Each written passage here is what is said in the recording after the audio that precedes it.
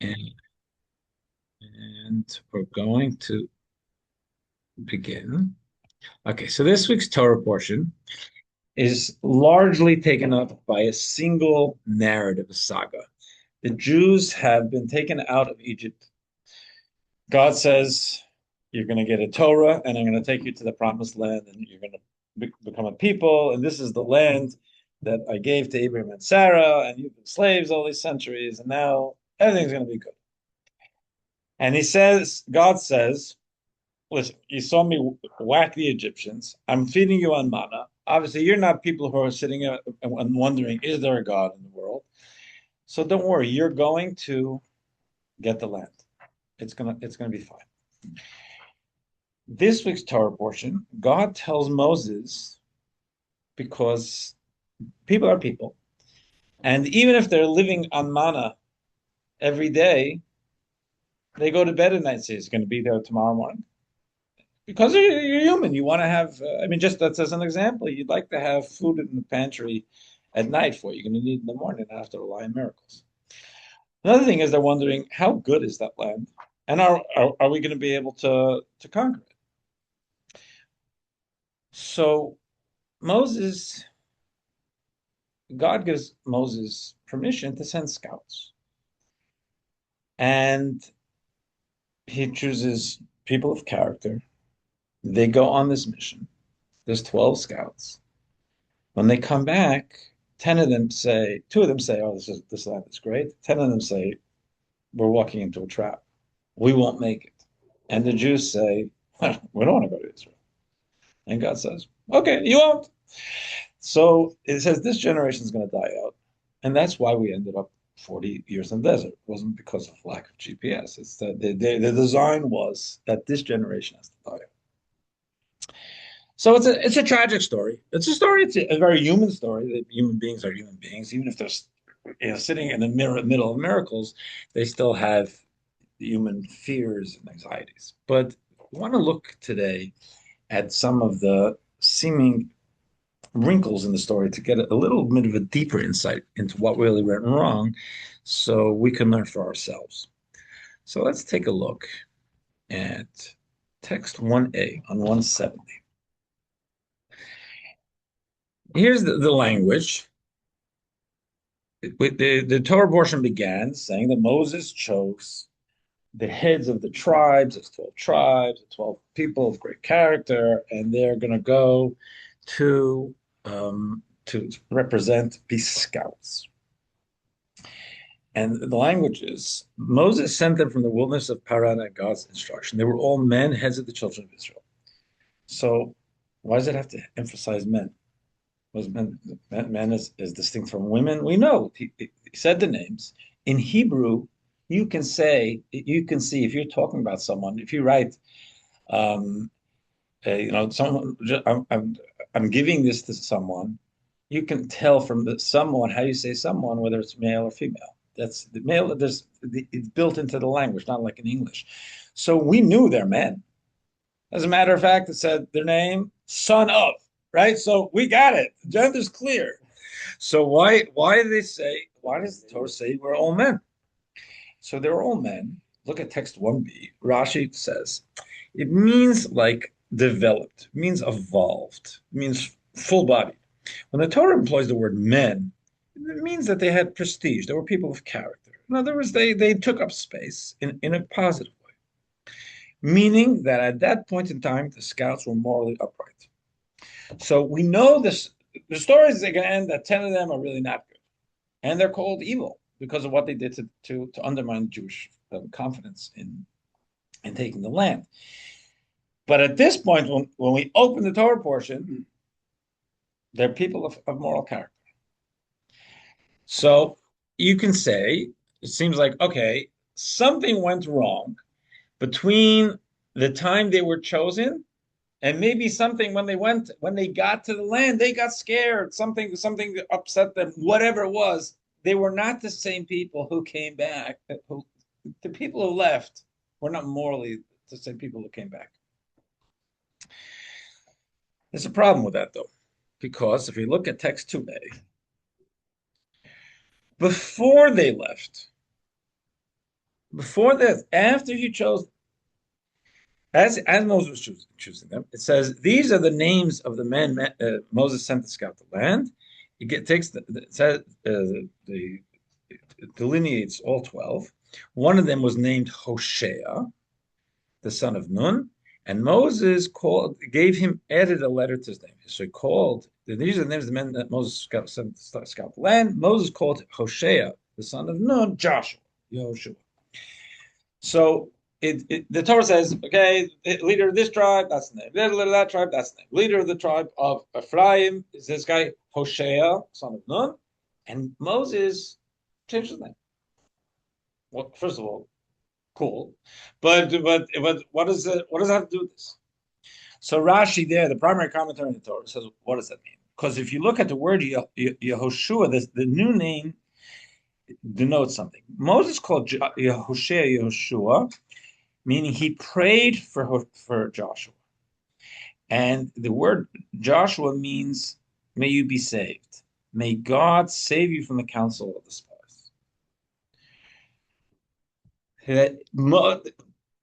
When as they have a meeting, he calls these 12 people, and then God prays that Joshua would be saved from some kind of plan. So, in other words, it wasn't that it says he chose good people. We know that when they came back, there was a problem. It seems there was a problem at the beginning.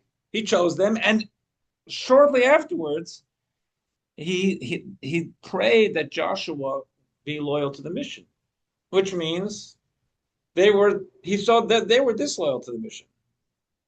So what happened between point A and point B that he chose them as people of upstanding character, but even before they left, he suspected something was wrong.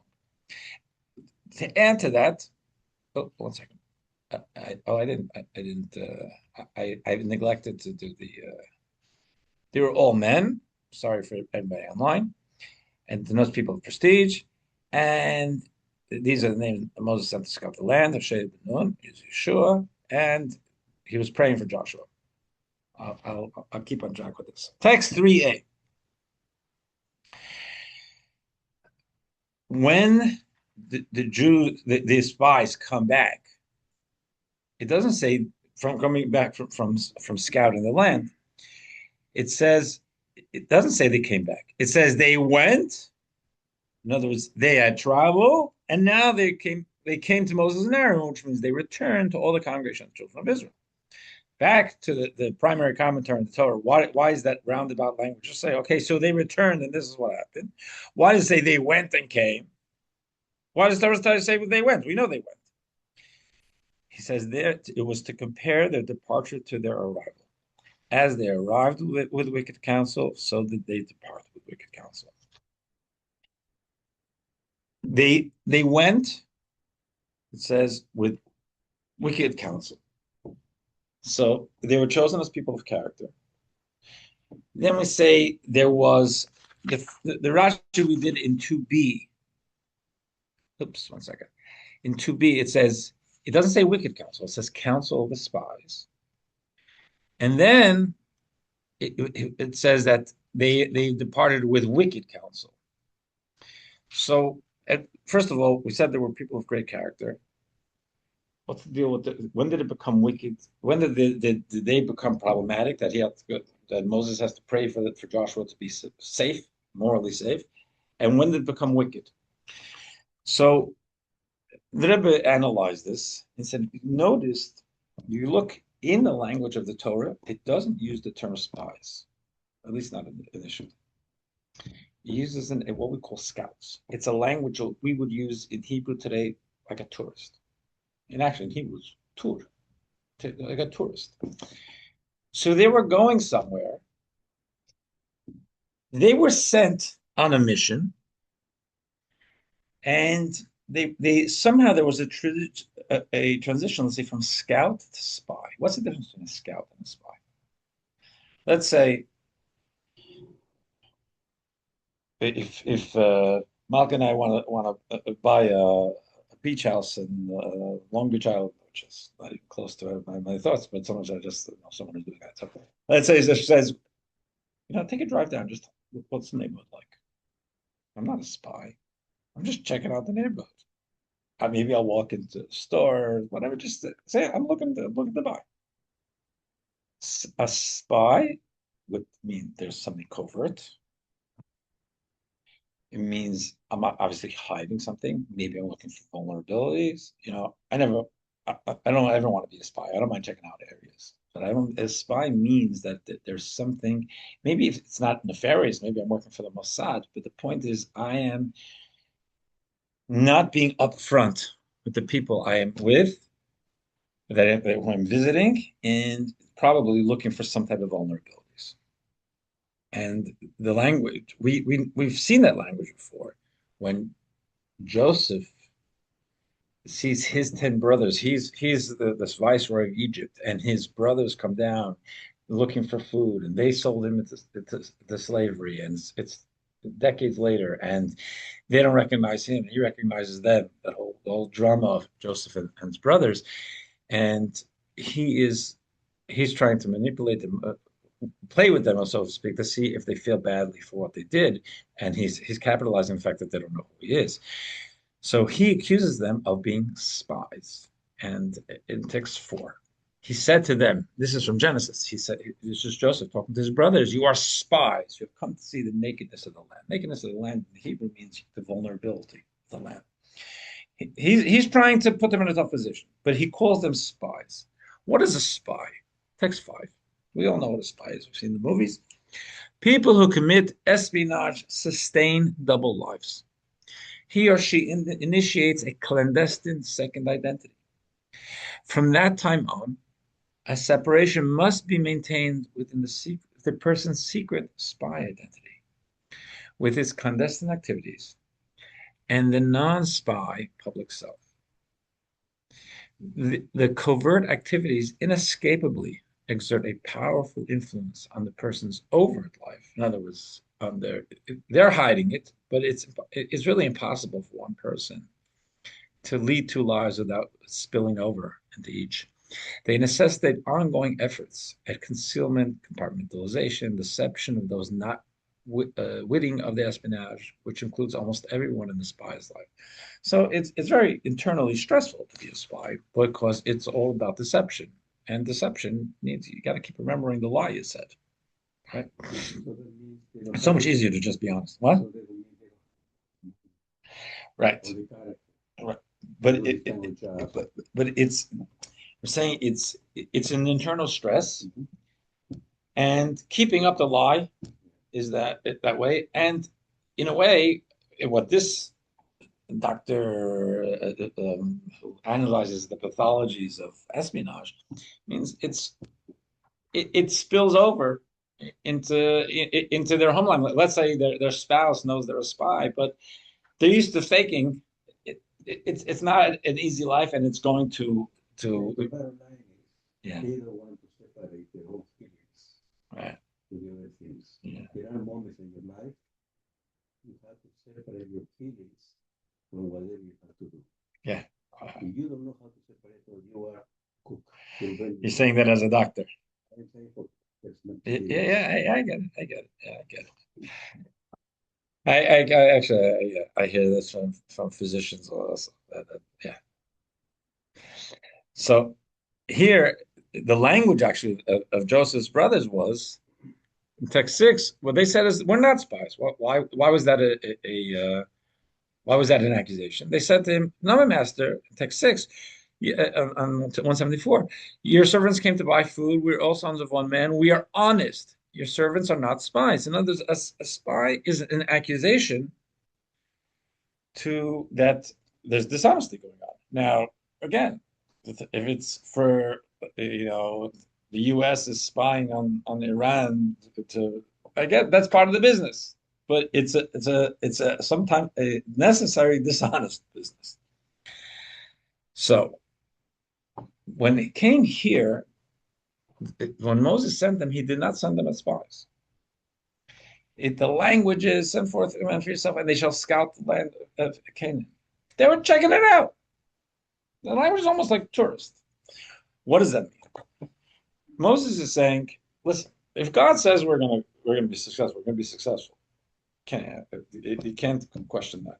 But you guys, in other words, you Jewish people, you're not sure what you're getting into. Maybe we're going to a desert land which is even worse than what we had in Egypt. So he said, go check it out and come back. God said it's a land flowing with milk and honey. We've never seen it. So I have total trust in God. You, maybe not so much. So you're grumbling a little bit. You're uncertain. So we're going to send trusted people. Let them go check out the land and come back and tell us so that we can all rest assured that we're going to a good place. So it was not about spying. What would be the difference? What if he sent them as spies on a reconnaissance in order to conquer? That would mean we don't believe that we're going to be victorious. We've got to figure out because this is a military campaign, and we have to figure out if we have this strength and know-how, the weaponry, whatever it is, to be able to conquer them. So, scouting out the land in and of itself, what was it showed a lack of faith in God in the sense that we don't know how good it is, and that's a problem.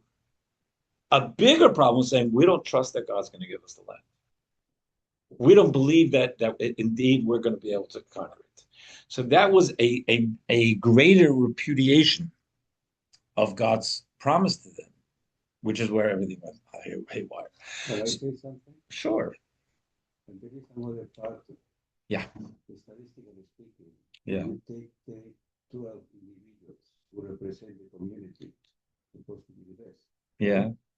So they're supposed to represent the best character of the community. Yeah. Yeah. So they have the word prominent in the community, where the way set up they are. So in reality, they don't have they represent the community, so they go to the place, they come back. Yeah. They don't have the character, like I said to you, in order to say, okay, we can overcome this. Right. So what the message is that when they came back and they said, we can do it, they represent that the community, even though it's not ready to go to this war. Right. They don't have the character to go to this war. For the reason they had to spend 40 years more in order to change the whole mentality of the people to have the character to fight for something. Yeah, I mean, it's a good take. And here, the idea is for them, they are representing the community, and the question is if they'd come back, no matter what people think, the hope was they'd come back and say, A, this is a great land, and B, let's go because God's behind us. They came back and they didn't say either of those, and that's what the tragedy was. But where the beginning of the problem was, Moses said, "Go check it out." And what does that mean? It just means to check it out. If you look in text 8, which is 175, one of the great Torah linguists, Rabbi David Kimchi, he says the meaning of scouting is to investigate and to search. Check it out. Look at it. Not spy. Just see what's going on. Look at the land. See what the trees are like. See what the climate's like. Whatever it is it good for pasturing? So it was not meant to be a covert mission because they didn't need to find out the vulnerabilities. God was going to take care of that. Just to check out the land so that we could sleep at night, that knowing that we're going to get a very good land. So in text 9, page 175, it says that God revealed to Moses there would be no need for spies to secretly identify the land's vulnerabilities, for the land would not be conquered by natural means. The Jews had been told, you're getting it. Don't worry about that. God's taking care of it. There's no need for spies to covertly go check out vulnerabilities. Let's go in that way. Let's go in that way. Let's attack from the rear. You don't need that. God's taking care of it. Any attempt to capture the land by natural means would fail due to the might of its inhabitants. Yeah. Hey, morning. You don't have to bring a note. Um, so this we're talking about the spies, my friend. So what God said is, I'm going to take care of this for you. And it's a land where people are going to be they're against it. The Canaanites did not like the Jews. They're not going to be happy. God says, I'll take care of them. So don't even think about this militarily. Instead, God intended to capture the land supernaturally. So the idea of going on a spy mission to figure out a military strategy was a repudiation of the whole plan. The plan was go with the flow because God's taking care of it. Why Moses agreed to send the scouts was not to spy and come up with a military plan. It was just to reassure them that the land was worth going into, that it was a good land, a nice land. So there was no need to send spies to uncover the land's vulnerabilities. For nothing could stop God from giving the land to the Jews, no matter how they might enter. God permitted to send these men, these scouts, because he knew there was a less offensive problem, a more subtle problem. God knew the Jews didn't believe in their hearts that was a land flowing with milk and honey. So they weren't convinced this was a good land. Thus, he permitted Moses to send scouts to see the goodness of the land, not spies to see its nakedness. So there was a more forgivable, so to speak, lack of trust in the goodness of the land, but not trusting that God would be true to the plan, which is you will get the land. That was much more offensive. That the Jews, after God took them out of Egypt, was giving them manna, gave them the Torah, saying, "Trust me. If I say you're getting the land, you're getting the land." Now, trust me when I say it's a good land too. But if you needed to send realtors to go check it out, okay. But to go through all the hoops of the espionage and coming up with a military strategy, when God said, you don't need a military strategy. I'm your military strategy. So the idea, where did they go wrong? It started off with a subtle problem. Text 10, when the Torah had said, as we established, the Torah said that Moses chose 12 spies of good character. These were loyal spies, loyal people, loyal to Torah, loyal to God. So, but somehow they went off course early. So this thought of submitting an evil report to come back and say this is a bad land and we're not going to be able to conquer it, which is what they did, that didn't enter their minds yet. They were good people. They were believers. At that time, they were pure and innocent of such thoughts. However, they opened the door for their sin because they did something subtle. They said, you know something? We're going to check this out. We're going to go not just to see if it's nice, let's also see, you know, what the military issues are. There's nothing wrong with that, but it's the opening to say, well, what if you can't see that it's workable by human means? There was already the beginning of a doubt in God. The potential of the sin was established. After committing a subtle sin, they eventually committed a complete sin. So this is really about a story which is very personal for everybody. It's about the slippery slope, about trying to the ability, the attempt, and the challenge of staying loyal to a moral a moral mission or a moral path when there are so many ways of deviating from it. To me, I think about this is what we were talking about before of the very liberal and open-minded American attitude that made this country so welcome to Jews and allowed for the thriving of Jews, and that we appreciate so much that liberal, open-minded tolerance. And then all of a sudden, that slips into an open-minded to an intolerance of Jews. Oh, all of a sudden, that's okay. Also, like, hey, what's that? What happened? It's because it's following.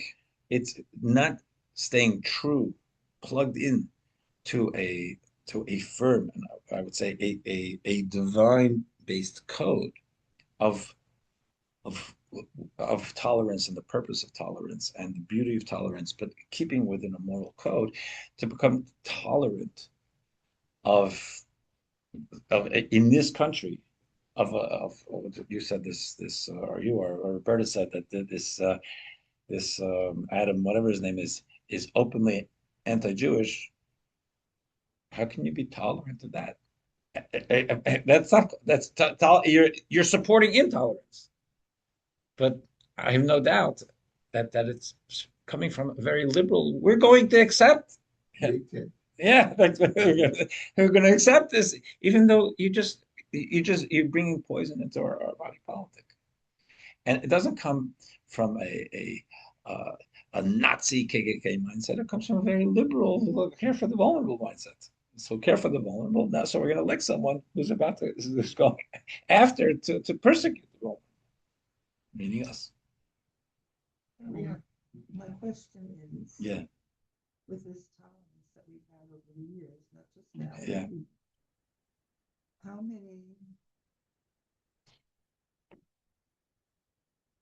Muslims do we have in this country? Because the tide has shifted, Yeah, and it has shifted worldwide. I don't have numbers, but yeah, I have read yeah. places that we're a minority, not just Jews. We were a minority, and now we're reaping whatever Yeah. from our openness that we're not in the same place we were before. Dennis, I wish I had an answer to that, and I knew I was opening that door. We're talking about. I share what's on my mind. It's. You're right. I don't know if someone had told me 20 years ago we should limit Muslim immigration. I'd be very much against that because why would that? We're the United States. I wouldn't want them limiting Jewish immigration. Why should they limit Muslim immigration? When they put up the mosque here in town, they asked me to sign a letter. I didn't agree to sign a letter that, about the character of the people because I don't know the character of the people, but I signed a letter that I wanted the town to be fair to them, like I wanted them to be fair to me. I don't know that I wouldn't sign it today because I still believe in that. But the truth is, in my mind, do I believe that that might very well be a launching point for anti-Jewish sentiment? Of course, I believe that. I don't know the pasuk, Rabbi, but it's when they're describing the Egyptians are describing the Jews before they enslave them. They say, "Oh, they're so numerous, and what if Right, there's right. a war and they turn against it?" Exactly. Yeah. No, it's but I always saw that as a xenophobic thing. That the Egyptians they said about the Jews they're proliferating, and you're right. When there'll be a war, they'll turn against us. But I think it's true.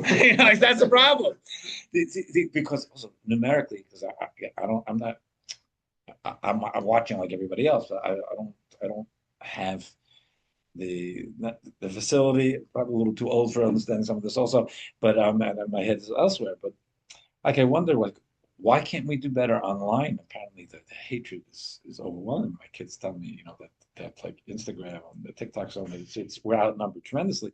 And they say because we're outnumbered because there's so fewer Jews than Jew haters. So I really know nothing. I don't even have TikTok. I don't. Bots. But that's what I said. Maybe There bots. is not only one single group who is anti-Semite. As you mentioned about the group you mentioned. There are other groups. They are latent, behind, and I know the parts because I know people that they are waiting this first step, and the others will join it in order to follow up. The sentiment coming from many centuries to wipe the Jews. So many of the groups are involved with. That's we have to be very careful. On many people, they don't see that. I believe They don't see that. But I know if I thought, I already talked to some people. It's a scary thing. I would say that again. Now we go back to this, but I think that first of all, as Jews, we have to try to stick together, even though we're split. I mean, there there are some very anti-Israel Jews, and there are some Jews who are supporting, as I think Roberta said, there are Jews supporting these Islamists. but they're still ours. And we need to first of all, we need to embrace and make sure that they recognize that no matter what they believe, we're still one people. And hopefully, at one point we can we can coalesce. There are certainly some people I've known for 35 years here who, because of this, have shifted their mindset. Some, but not enough. And I think that also we have to consider that I've always had good relationship with the Christian clergy, and because that's what I do. I think that a lot of Jews have been, for good reason, have been very suspicious of Christians dating back to the Crusades. Right now, I think a lot of them will be our allies. That's a core. They still teaching right now. It depends where it comes. Let me explain the good part. Yeah. I know you mean by very skeptical. I know people that I know for 25 years, Christians, Catholics, Polish Catholics. They called me, one of them called me specifically a year ago. They said, this is true that the Jews killed Jesus. So what? I Yeah, understand. I get it. I understand your point. Yeah. But this is what they are preaching there. So, but the people who is acceptable, they don't have the education. So, They accept. so I would say that I'm sure Yeah. whatever you were told, you were told. Yeah, I think yeah. Poles are particularly They accept. they have it in their blood that you hate. Yeah. The people across the street, Millennium Baptist, I am very certain they're not saying. I don't know, but I don't know for the Even if whatever the case is, they're helping us, and we're helping them. They're parking here today, and we parked there. We have it, and we have a good relationship with them. I would think that we have to keep your eyes open, but I think there are many Christians who are with us. You're absolutely. Yes, I think Catholicism has a bigger. Yeah. All right, back to this, the spies. Text 11. Here we're going to get into the idea of agency. One of the things that the Rebbe offered was that they were Moses agents. And what these spies did was, by deviating from what Moses sent them to do, was just to check it out and say, yes, nice mountains, good, what's the agriculture like? How can you, pasture the flocks? They didn't do that. They came back and spoke about military strategy and in a negative way. So we'll talk about agency. The actions of an agent, text 11, which is 177.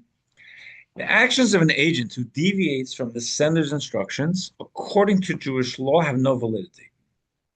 Similarly, even the slightest error on the part of the agent concerning land or movable property nullifies any transaction made by the agent. So in Torah thinking, especially when communication was difficult, if I asked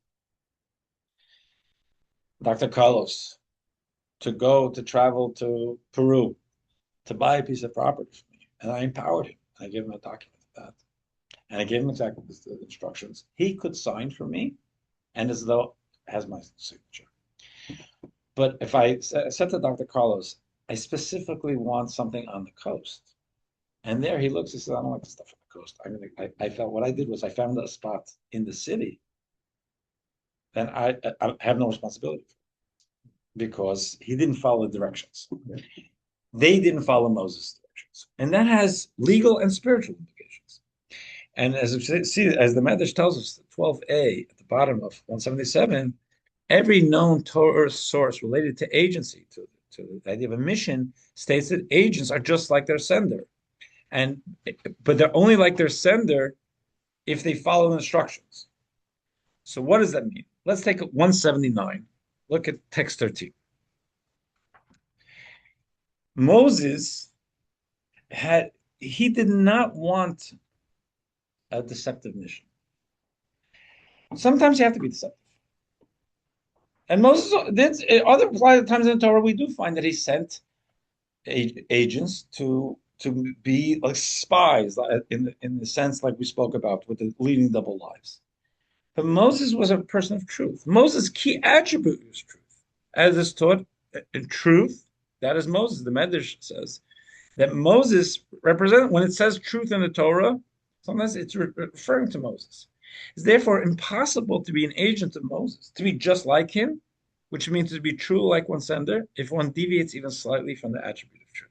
He did not want, it's a necessary evil to be deceptive. He didn't want it. He's going to the Holy Land. There's no need to do it. Just check it out and come back and tell us if they're coconuts. Whatever, we don't need to dabble with that necessary evil of deceptiveness, of deception. This is the inner reason for why Moses only sent them to scout the land, not to spy on it. Because spying is deceptive. For any agent to succeed on a matter so critical as entering the land, the power of the sender, Moses' power, had to be manifested openly. He only wanted the truth. He said, I want you guys to be open. Say, we're checking out the land. We're here. We're looking. I don't know if you have to say we're about to conquer it, but we want to see what it's like. We're thinking about buying a weekend home. When the emissaries deviated from the mission by considering themselves spies, so the first deviation was kind of benign. Say, well, we're not scouts, we're spies. But then what they did then was they severed the connection. The power of the sender within them became null. Firstly, their agency was legally nullified because they changed the mission. As any agent would be, as any agency would be if the agent changed the primary condition of the mission. Secondly, they were intrinsically disqualified from being Moses' agents because they weren't like Moses. His attribute was truth. So what they did, even though, in other words, what went on is Moses said, I'm choosing these 12 people of principle. Torah said they were people of principle. But when he spoke to them, he saw that they weren't getting it. I said, I want you to be scouts. But they already start talking like they're spies. It's more glamorous. Yeah. Yeah. Right. Come back to you got to hear what happened.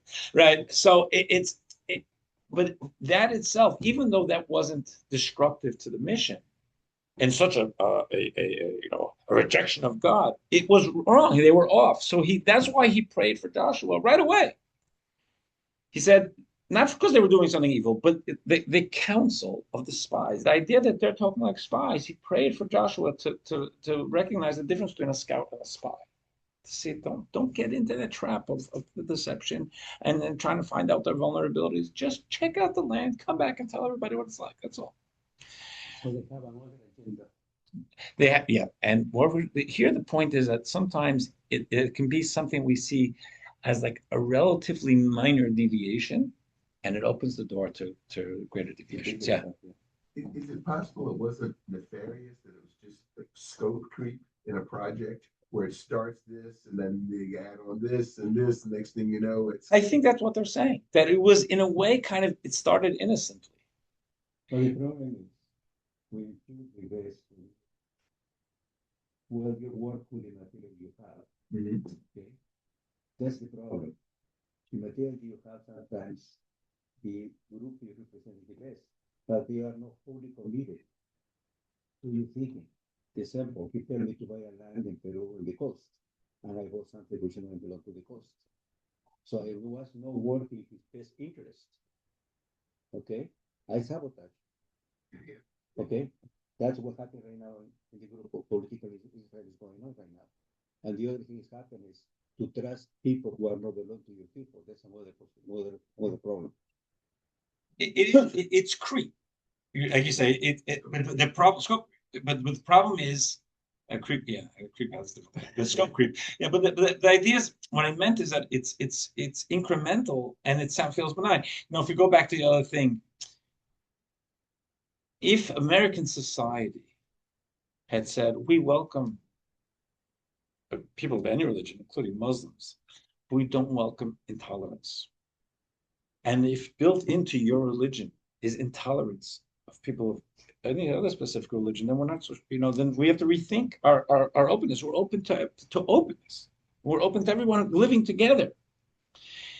So, and again, and if it were Jews, if there were Jews who came and say, and they're intolerant, I don't know, they exist, they're intolerant of people being around, or the idea that people are Christian next to them or Hindu next to them, and the American society said that doesn't fit in here, I would agree with that. Yeah, it's very tricky though. 'Cause I have a good friend who told me the other day about voting and support. He's from Ukraine, and he said, Marv, it's not who casts the votes, it's who counts them. So when you say it, I agree. So if we can make a blanket statement, we tolerate everything with the exception of intolerance. So now it becomes a question of what constitutes intolerance. So I think this is intolerant, but that's allowed. I agree with you, Rabbi. I just it's And I agree with you, because if 20 years ago someone would sit here and say, no, we should do some kind of litmus test for Muslims coming in because of their intolerance, I'd say, okay, America's survived this far. They're intolerant people. It'll be okay. We'll live. It's I got will live, but it's reached a certain level where I'm thinking, well, what could we have possibly done to avoid this? I don't know if there's anything we could do and still be us. I really didn't want to be at all against the mosque in town, because I love how we live, and I love that we were able to make a shul here. I'm not looking to close the door after me. This is a waspy town. People have been very good to me. The town has been very good to me. I love that about it. I should be the same thing for Muslims. In principle, that's the way I have felt, and that's the way really. But it's not working out the way I thought. It's not just, so in fairness to Yeah. both sides of Yeah. it's not just the Muslims, though. I mean, there's been something unleashed Yeah. that is tolerant of Right. anti-Semitism. That people can say things today that they never could say. They might say it behind closed doors, but they would never say it publicly. And I agree, and that's what really shocked me after October 7th, that it was like regular Americans who did it. It just happened like a jack in the box. Something tells me, not that I'm blaming all of the world's ills or United States ills on Muslims, but there has been a concerted effort for decades, and I think that the Islamist influence is a big part of it, but not totally. And they've been training the minds of our youth in universities, and that's where it exploded. And so we've been painted as the colonizers and the oppressors, and everything is seen through the eyes, not everything, but for some eyes, everything is seen through the eyes of oppressor versus oppressed, and we're on the wrong side of that in people's minds. Right, I'm with you, but that's the way it's being presented. It's I mean, the Jews are oppressing. They're interlopers. It doesn't make it. I get it, but it's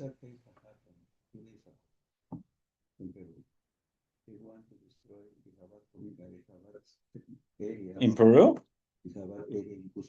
Yeah. In Cusco. So something happened. There was an attack there. No. They already spreading in media. Yeah.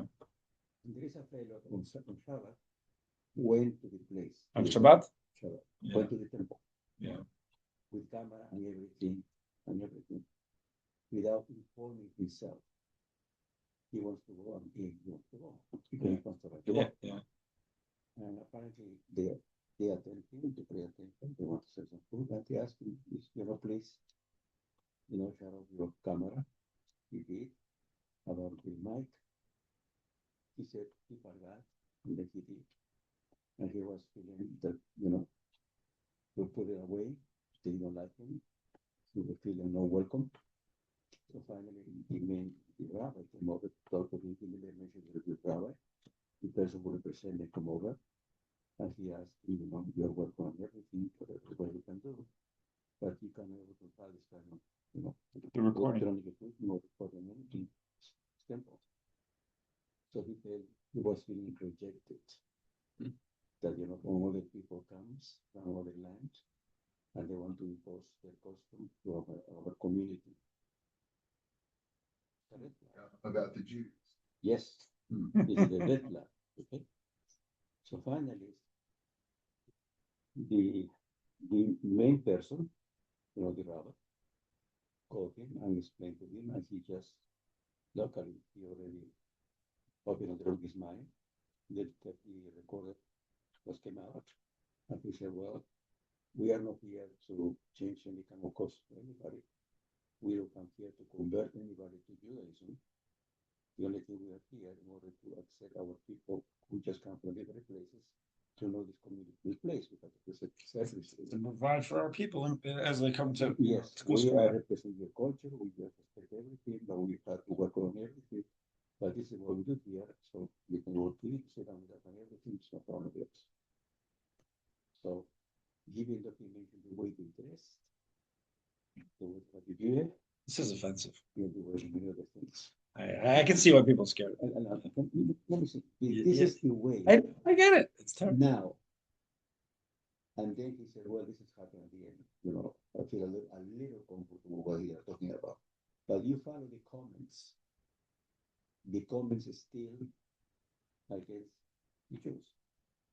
Prominent Catholics are 99% in Peru. So this already is very simple things happen. Please pray to make up something big that. That's what people sometimes we don't look, we just let it doesn't happen. But there's the problem. It is a problem. I actually also I don't read comments because of that. But the thing is that I agree with you. Listen, we have a problem, and I'm not sure how we could have prevented it without losing our American soul. That's what Aspara. Yeah, it's and the other problem happened is these people disagree, but do it privately and everything. But with all people, even though working for the Palestinians and everything, sitting with the mayor, bringing up a home, eating a porridge and everything. That's wrong. Because they listen, the people know the other groups, the religious groups, different groups, they know there is no cohesive between Jewish people. So that's the weakest point that we have. He's trying to change the narrative, but he's like one voice in the wilderness. Jonathan Cornicus, is that his voice? Oh yeah. So he's pretty good. All the time. Yeah, yeah. He's good. Talking about but all the negative things that are said about the Jews and trying to refute it. Yeah. But I mean, he's one voice. He's like kind of spitting in the wind. Other voice, yeah. This one may not be. He may not be the right messenger. We've experienced mission creep, however you want to call it. Certainly, we've gone down a slope, and all of a sudden we realized October 8th. We realized where we arrived. And now we have to push back. But let's look at the slippery slope thing to see, at least in our own lives. That I don't know. It's going to take us a while to reverse what happened in the United States. Look at how it works in our own lives. Text 14. Our sages of blessed memory said, this is the way of evil inclination, of our weaker instincts. Today it suggests we do this. Tomorrow it suggests we do that, until it suggests we worship idols. In other words, it begins with something benign. It opens a door, and then another step, and all of a sudden say, how do they end up here? Even if the first time we succumb, the thought of idol worship never enters our minds because we're too pious for that. It is nevertheless considered as if it did, since the first succumbing eventually leads to it. It's keeping the standards is not easy because there are good reasons to lower it and be flexible, right? And we all have to do that in life. But here we say, morally, we have to be especially careful. Text 15. This is from the previous Rebbe. Our animal soul. Animal soul is a term of Kabbalah and Hasidic thought, which refers to our basic human personality, which is pleasure-seeking, it's self-oriented, and then there's a higher, what we call a godly soul, which is more other-centered and transcendent. So our normal human persona, that sense of conscience, does not initially tempt us to do something forbidden. It doesn't come and say, commit this sin. It begins by cooling us off, making us apathetic to matters of divinity. Actually, before I go to that, I think how could people who espouse love and caring and concern for the vulnerable and peace, how can they get violent and smash windows in a synagogue or a library or beat someone up? I said, how do you get from love to that? When if you say I love people, and because I love people, I hate those who are hurting the vulnerable. So now, so what do you mean? Wouldn't I shoot Hitler? Well, you, who I'm looking at, I've defined you as the oppressor. So there's this warped thing that out of love and caring and this compassion, you show cruelty and hatred and bigotry, which makes no sense. But they don't start off that way. I used to tell people over the past years, I never dreamed what was going to happen October 8th. But I remember sitting here talking with people say, with kids on campus, I'm more concerned about the extreme left and extreme right. So because I don't know any Jewish kids or any kids who on campus would feel like, let me check out the KKK club or the Nazi club. That's so clearly evil. But, justice for Palestine, that makes sense. No, really, it sounds great. I was saying this. I was saying this for years about the kiddush. Because what Jewish kid doesn't believe in justice for the oppressed? So if it sucks you in. Jewish Voice for Peace, New Israel Fund. Right, until you realize they hate us. Exactly. So, but the Nazi Party it's seen as hate.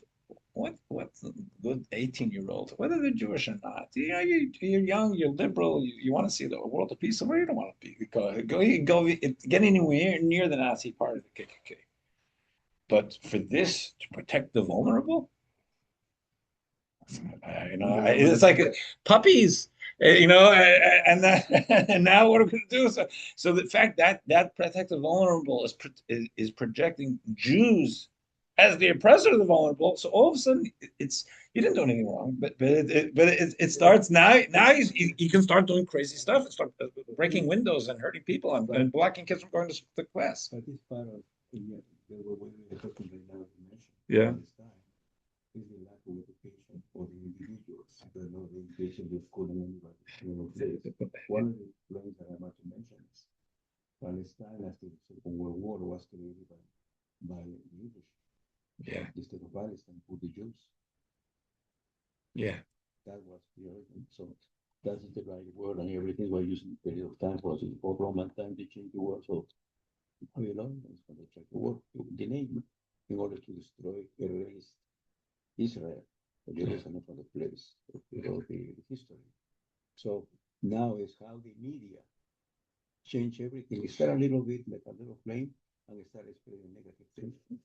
Media and academia have really have conditioned people. So, but here talking about I was talking about. I keep bringing it back to us here because we live here.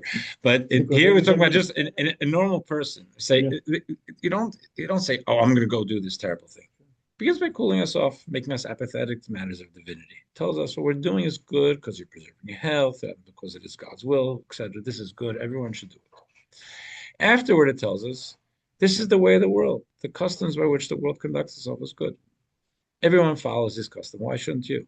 At this point, it no longer distinguishes between the permitted and forbidden. To take it away from the Muslims for a second, as a rabbi for 35 years, I tell you that I have customs which separate. Let's say Malki and I have customs which create sometimes awkward separations between us and members of the other gender. Like, I'm not hugging a woman, I'm not kissing them, I'm not shaking hands, and sometimes it's uncomfortable. And it doesn't make my life easier in trying to be welcoming. And obviously, Malki the same. So you say it's normal to shake hands with another. I get it. I'm not normal. That's normal. But how many times have I, including very recently, have I heard have to deal with in marriages the problems that started off with very benign. Everyone does this. Well, then also it's you have to go on a business trip with with someone. We're traveling together, opposite gender, but it's totally professional. Whatever it is, everybody does it. But it opens a door that too many times I get. I never would have started off that way, but it ends up that way. And no one set out saying, "Oh, I'm going to go be disloyal to my spouse today. I'm just going to go to work." But it just in my life, I've seen it in very concrete ways how there is this slip. Afterwards, they would say we're no longer distinguishing things. Then it tells us go worship alien gods because that's the end. I used it as infidelity, meaning a way of life that is alien to us, something that is entirely out of sync with our essence. We see factually that it often happens that one is suddenly astonished and wonders, "How did I get here? I can't believe I'm doing this. It feels good, but I didn't mean to do this. How did I fall so low, God forbid, that even forbidden acts are permissible in mind? Who will see me? Who will alert me?" Others never imagined and can't even conceive that we fell so low. Even we are amazed by our terrible descent, God forbid. All of this is because of the incitement and temptation of the evil inclination, which sways us ever so slowly. And this little mission creep, so to speak, or scope creep, I think said, it's not offensive. We kind of become a little immune to it, just a little bit. But the little bits there, it takes us further and further away until we reach a way of life that is entirely alien to us. It begins with permissible desires. Excessive indulgence in permissible behavior leads to forbidden behavior, God forbid. So that's the lesson here. The bottom line lesson of today is about what the story of the spies teaches us, is that what happened was horrible, but it didn't start off that way. It started off in a much more benign way. So Torah teaches us history, but not history. Torah teaches us lessons for today. It uses history as a prism, as a portal to understand ourselves. And you see how very good people, the Torah says they were good people because they didn't stick to their principles. Eventually, they created a tragedy. Hey, Jerry. Yeah. Rabbi, I just want to ask you, sorry, off topic a bit, but have you spoken to Steve Applebaum? How is he doing? I actually just saw him. He moved to Philadelphia to be near his daughter. Mm-hmm. He came to our gala Wednesday night. He looks great, and thank God he's okay. He's trying to sell his place. Good. Okay. I'll tell him you asked for it. Thank you. Yes, tell him I said hello. Okay. Have a great week, everybody. Thank you. Thank you, Rabbi. You're welcome. I didn't get a chance to speak to him.